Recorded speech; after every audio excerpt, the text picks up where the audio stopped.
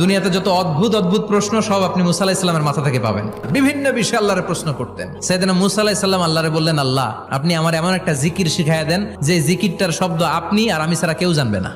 দিনে রাতে সব সময় এই জিকির আমি করব, আপনারে ডাকবো, কিন্তু শর্ত হলো এই জিকিরটা জানবে শুধু আপনি আর জানবো শুধু আমি। আল্লাহ বললেন, মুসা পড়ো লা ইলাহা ইল্লাল্লাহ।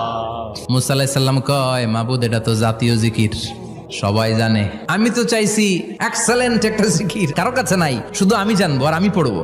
আল্লাহ বললেন, মুসা এই লা ইলাহাকে যদি এক পাল্লায় রেখে দাও, তাম বিশ্ব, 7 আকাশ 7 জমিনটারে তুলে যদি তুমি আরেক পাল্লায় রেখে দাও, লা রাজাহাত কাফাতু লা ইলাহা ইল্লাল্লাহ, মুহূর্তের মধ্যে লা ইলাহার পাল্লা ভারী হয়ে যাবে। ও মুসা, তুমি যতই এক্সক্লুসিভ জিকির চাও, লা ইলাহার চেয়ে দামি জিকির আমার কাছে নাই।